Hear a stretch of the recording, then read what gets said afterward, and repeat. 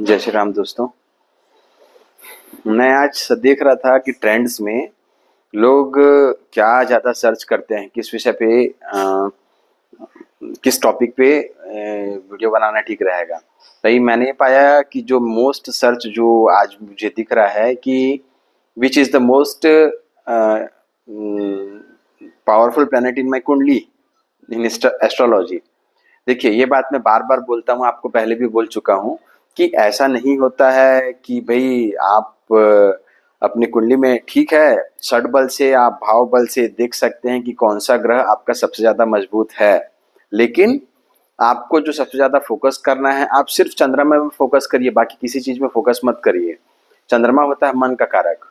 आप बड़े बड़े महात्माओं को देखोगे, श्री श्री रविशंकर जी महाराज है, और ईशा फाउंडेशन वाले सदगुरु जी हैं, या महर्षि महेश योगी हैं।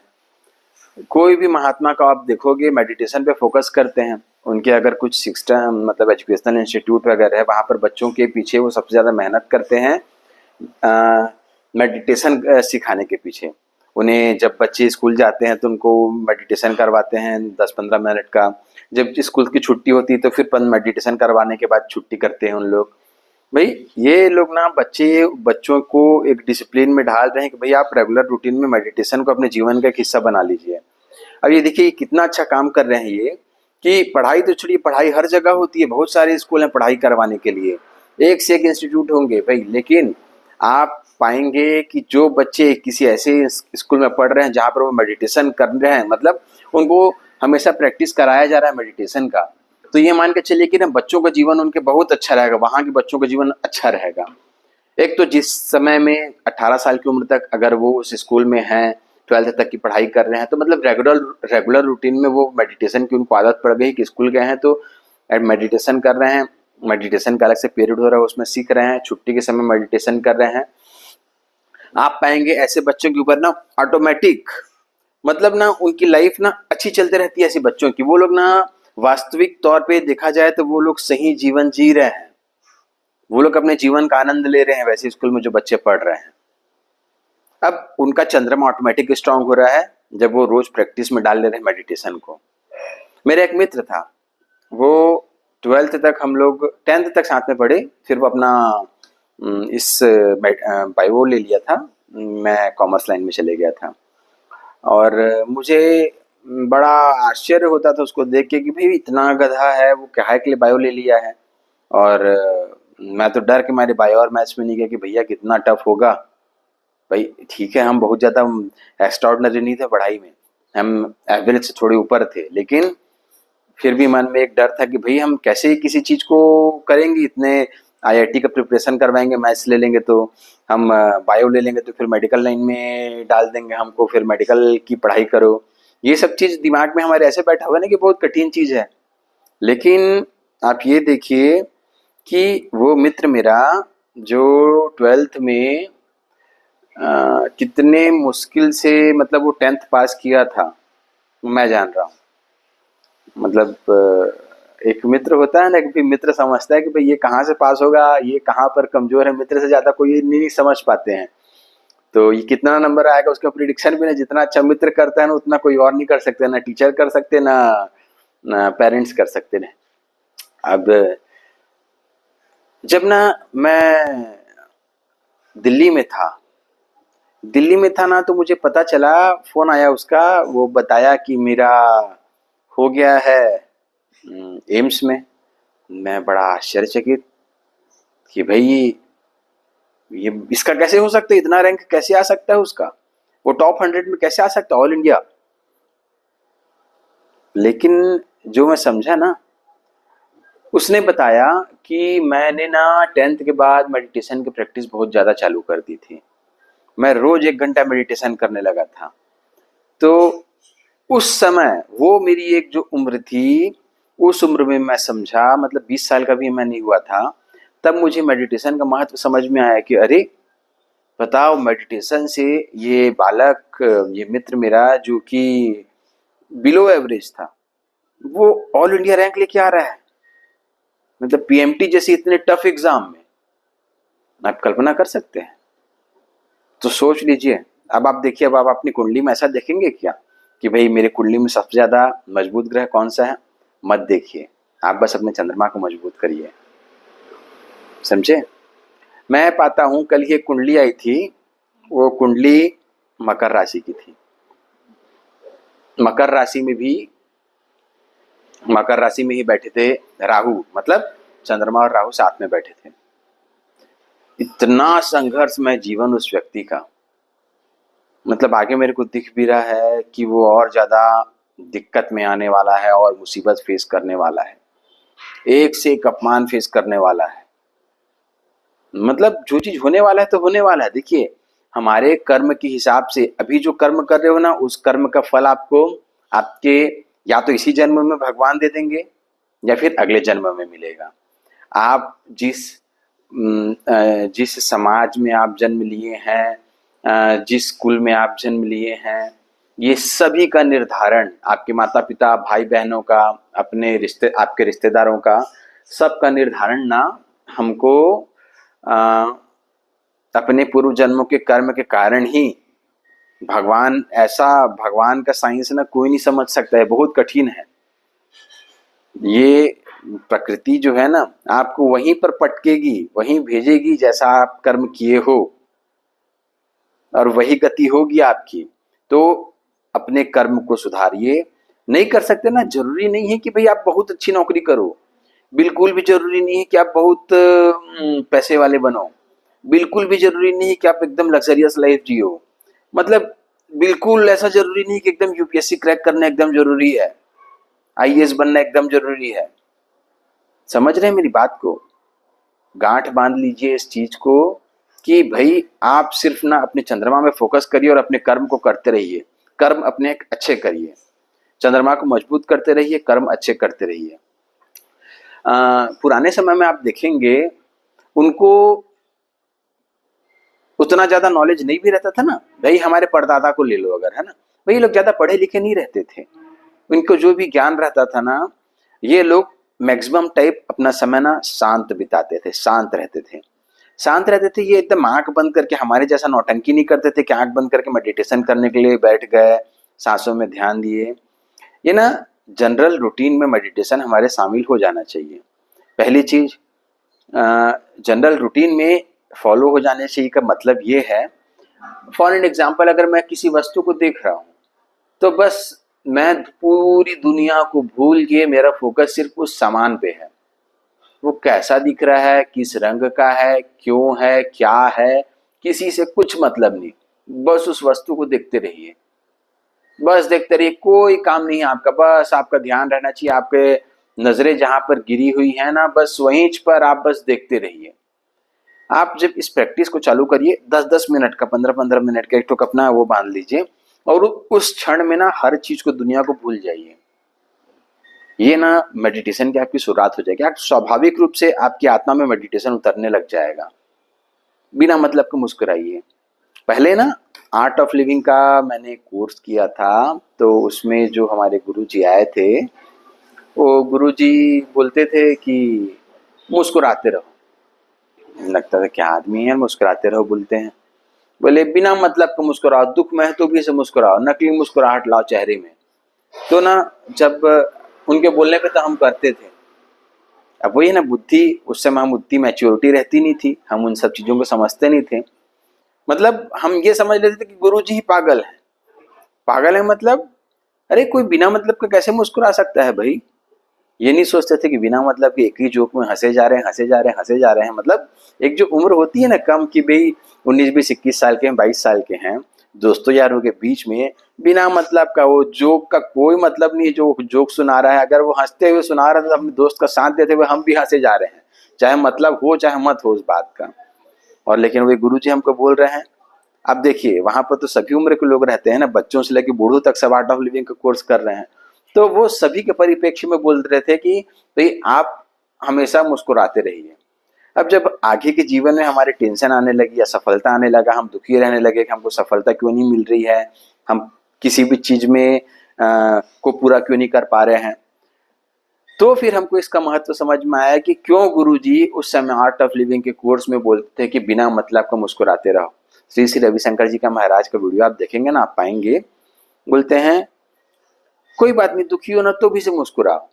शुरू शुरू में लगेगा ना ये सब पागलपंती वाली बात है, अपना ना दिमागी इनका स्क्रू ढीला हो गया है, ये जो बिना मतलब की बात कर रहे हैं कि मुस्कुराओ करके। जब आप ये आदत में डाल लोगे ना, खाली बैठे हो ना, मुस्कुराते रहो, किसी एक वस्तु में ध्यान केंद्रित कर दो और उसी को देखते रहो।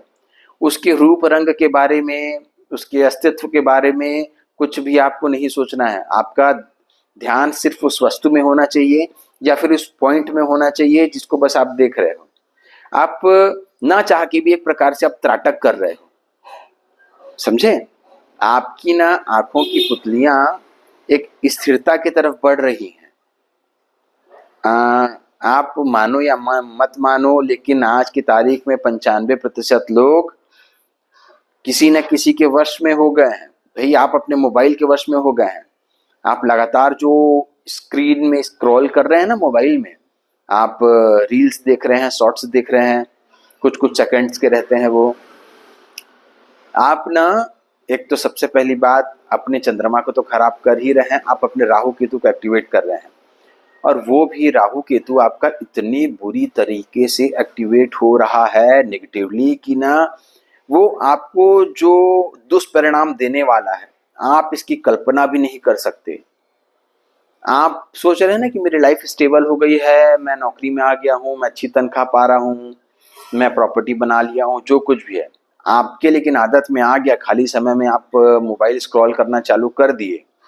मैं खुद जब इन सब चीज़ों को समझा ना, तो मैंने ना फेसबुक, व्हाट्सएप, इंस्टाग्राम, जो कोई भी ऐसे ऐप्स थे मेरे मोबाइल में जो मुझे डिस्ट्रैक्ट करते थे, उनसे मैंने पीछा छुड़ाया, तुरंत डिलीट मारा। मतलब मेरे प्रोफाइल है लेकिन मेरे मोबाइल में आपको वो चीज़ नहीं मिलेगा। कभी इंपॉर्टेंट कुछ चीज़ रहता है कि भाई किसी का कॉन्टैक्ट देखना है या किसी से संपर्क करना है, डाउनलोड करता हूँ फेसबुक को, इंस्टाग्राम को, अपना काम किए और वापस से फिर से डिलीट।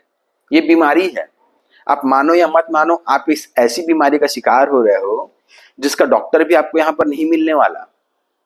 डॉक्टर भी आपको दवाई देगा ना तो ऐसी दवाई देगा कि भैया तेरे दिमाग की नसें शिथिल हों करके। हमारे जो दिमाग की नसें हैं या हमारे पूरे शरीर की जो नसें हैं ना, एक प्रकार से समझ लीजिए वो बुध ग्रह है। भाई मैं आपको पहले भी बोलता रहा हूँ, अभी भी बोल रहा हूँ कि रोज सुबह 4 बजे उठ के अगर आप आध्यात्मिक जीवन फॉलो कर रहे हैं, ब्रह्म मुहूर्त में उठ रहे हैं, शौच आदि से निवृत्त होकर जाके दौड़ रहे हैं, ध्यान योग प्राणायाम कर रहे हैं, तो ये मान के चलिए आप सही समय में सो रहे हैं, तभी तो आप सही समय में उठ रहे हैं। भाई 11-12 बजे 1 बजे सोओगे तो थोड़ी 4 बजे उठ पाओगे। भाई मिनिमम 6-7 घंटे 8 घंटे का आदमी के दिन के रूटीन के हिसाब से नींद होनी चाहिए। जो ज़्यादा काम करते हैं उनको 8 घंटे की नींद तो होनी चाहिए। तो ऐसा समझिए कि आप जो ब्रह्म मुहूर्त में उठ रहे हो तो और नींद पूरी ले रहे हो तो चंद्रमा आपका बलवान हो रहा है, आपका सूर्य बलवान हो रहा है, आपका केतु स्ट्रांग हो रहा है क्योंकि आप ब्रह्म मुहूर्त में उठ रहे हो। कहाँ गए? जब आप ना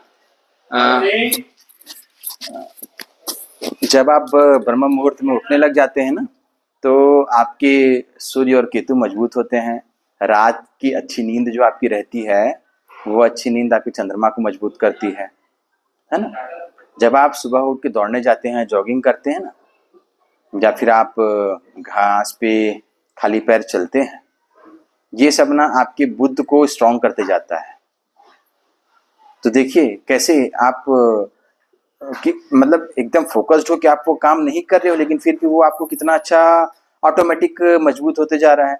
आपने अपने केतु को पॉजिटिव कर लिया, सूर्य को पॉजिटिव कर लिया, चंद्रमा को पॉजिटिव कर लिया, दौड़ने चले गए, आपका बुध और मंगल मजबूत हो गया, है ना। तो जाने अनजाने आप ध्यान नहीं दे रहे हैं, लेकिन अगर आप रूटीन में आप इन सब चीज़ों को अपने अपना लेते हैं तो आपके बहुत सारे ग्रह आपको पॉजिटिव रिजल्ट देना चालू कर जाते हैं, कर देते हैं। जब रूटीन में आप आ जाते हैं तो आपका पाचन तंत्र सही हो जाता है। पाचन तंत्र सही होने से आपका गुरु मजबूत हो जाता है। आप कुछ भी खाते हैं बहुत अच्छे से पचा लेते हैं, सात्विक भोजन करिए, अच्छे से पचना चाहिए, तो वो सारी चीजें आपके गुरु को स्ट्रांग करती हैं। राहु केतु ना जो होते हैं कि ना परछाई होते हैं। परछाई आप इसको ऐसे समझिए, लोग डराते हैं किमद्रुम दोष के नाम से और अंगारक योग के नाम से। चंद्रमा के साथ राहु बैठ गया या चंद्रमा के साथ केतु बैठ गया, चंद्रमा के एक घर आगे या एक घर पीछे राहु या केतु है, या फिर साथ में बैठे हैं तो चंद्रमा में ग्रहण लग गया, बोलते हैं दोष लग गया, किमद्रुम दोष लग गया। आप दुनिया के किसी भी महान व्यक्ति को देख लीजिए, उनके कुंडली में ऐसे योग दिख जाते हैं। महान आदमी ऐसे ही नहीं बन जाता। उनको ना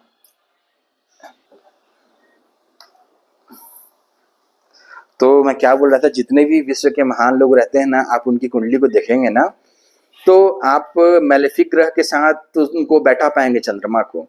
वो आपको चंद्रमा को उस हिसाब से ढालना पड़ेगा, और अगर चंद्रमा उस हिसाब से ढल गया या चंद्रमा ने उनके ऊपर लगाम लगा दी, तो फिर वो इतना बेहतरीन रिजल्ट देने वाले हैं वो ग्रह, जिसकी आप कल्पना भी नहीं कर सकते, आपकी अपेक्षा से कहीं ज्यादा। समझे? मैंने ना मैं बिना देखे ही आपको बोल दिया था इलॉन मस्क की कुंडली के विषय में कि जरूर उनके कुंडली में चंद्रमा केतु से प्रभावित होंगे। बाद में फिर मैंने देखा सही में वैसा है, उनकी कुंडली में केतु जो है ना चंद्रमा से एक घर पहले है। ठीक, और आप ये देखिए शायद तक उनकी कुंडली में ना चंद्रमा लग्न में ही बैठा है, और वो भी शायद तक, एक मिनट होल्ड करिए, एक मैं बता रहा हूँ उनकी कुंडली का, शायद तक मैंने स्क्रीनशॉट लिया है, खैर छोड़िए, बताऊंगा उसको आपको, उनके विषय उनकी कुंडली का विश्लेषण मैं आपको करके दिखाऊंगा। तो होता क्या है, जब ऐसे ग्रह, मान लीजिए केतु चंद्रमा को अगर फॉलो कर रहे हैं आपकी कुंडली में, तो आप ये मान के चलिए कि ये व्यक्ति अगर कर्म से पीछे नहीं भागता, अगर अपना कर्म कर रहा है और फोकस्ड होकर कर रहा है, तो आप ये मान के चलिए कि व्यक्ति ना ऊंचाइयों को छुएगा। इसको ना इस प्रकार से मैं एक और आपको एग्जांपल देता हूँ। देखिए, मैंने जो कहा ना कि ना अब जैसे आज की डेट में आप ब्यूरोक्रेट्स को देख लीजिए, ब्यूरोक्रेट्स ना उनकी लाइफ बहुत ज़्यादा डिफिकल्ट हो गई आज के समय में, इस कलयुग में कितना ज़्यादा वो लोग टेंशन झेल रहे हैं, आप इनकी कल्पना भी नहीं कर सकते। भाई नेता मंत्री लोग का तो ये लोग दबाव झेलते ही रहते हैं, लेकिन साथ में जनता का दबाव तो इनके ऊपर रहता ही है कि भाई जनता अपनी कुछ भी मांगों को लेके इनके पास आ रही है, तो इनको सबका सॉल्यूशन करना है। साथ में छूट भैया नेता वगैरह जो भी हैं वो सब भी इनको कोई कम परेशान नहीं करते। तो ऐसे लोगों को भी बहुत इनका ना मेंटल लेवल बहुत मजबूत होना चाहिए, और उनको अगर आप भाग्य से भी बन गए ना, अच्छा तो कोई भाग्य से नहीं बनता, आदमी मेहनत से बनता है, लेकिन अगर आपका भाग्य अच्छा है तो आप कम मेहनत से अगर आसानी से क्लास 1 ऑफिसर बन गए हैं, तो भी से आपको अपने चित्त को, आपके मन को मजबूत करना पड़ेगा आपको आज के सिनेरियो में काम करने के लिए। ठीक है, बहुत सारे हमारे बिलासपुर का मैं बता रहा हूँ, एक शर्मा जी थे हमारे यहाँ IPS ऑफिसर, शायद तक उनका नाम राहुल शर्मा था, शायद तक ना। तो वो शर्मा जी यहाँ पर अपने ऑफिसर्स, हमारे घर के पास ही ऑफिसर क्लब है, वहाँ पर बोलते हैं कि उन्होंने सुसाइड कर लिया, खुद को गोली मार ली, या ऐसा भी हो सकता है, भी मेरा मानना है कि हो सकता है ऐसे लोगों को, क्योंकि आदमी तो बहुत अच्छे थे, किसी ने उनका मर्डर किया होगा। खैर वो तो जांच में पकड़ में नहीं आया, लेकिन स्थिति उसकी क्या है मेरे को नहीं मालूम। लेकिन ना आज के डेट में इतना ज़्यादा दबाव हो गया है नौकरी में, और आज के परिवेश में व्यक्ति का जीवन इतना कठिन हो गया है कि इस कठिनता भरे जीवन में, इस संघर्ष भरे जीवन में आपको अपने आप को, अपने मन को मजबूत करना पड़ेगा। भाई कितने सारे स्कैंडल्स आ रहे हैं, कोई किसी को फंसा दे रहा है, कोई किसी घोटाले में फंस जा रहा है, किसी को फंसा दे रहा है, कौन कब किसका शिकार हो जाए। भाई ऑनलाइन फ्रॉड भी आप देखेंगे तो मैक्सिमम रिटायर्ड पर्सन को लोग टारगेटेड रहते हो आप लोग। मैं बता दूं, रिटायर्ड पर्सन जितने भी रहते हो सब जन रडार में रहते हो। जितने उम, फर्जी लोग हैं ना, घोटालेबाज जितने भी हैं, उन सब के रडार में रहते हो आप लोग।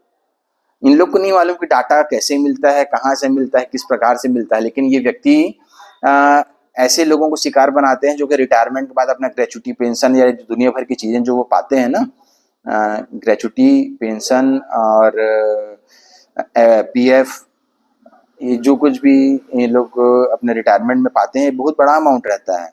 और कहीं किसी फ्रॉडस्टर के हाथ लग गई है तो ये अपने जिंदगी भर की कमाई को खो बैठते हैं। और ऐसा होता है, बड़े बड़े अमाउंट लोग कमाते गवा देते हैं, 5 लाख 10 लाख के लोग तो करोड़ों में भी कमाते हैं। मतलब देख के आश्चर्य लगता है भाई। भाई मतलब मेरा ये मानना है, अगर आपको कोई भी एबीसीडी कोई भी व्यक्ति अगर आपको अप्रोच कर रहा है, बोल रहा है, कोई स्कीम बता रहा है, आप जल्दी से झांसे में मत आइए, अपने मन को मजबूत रखिए।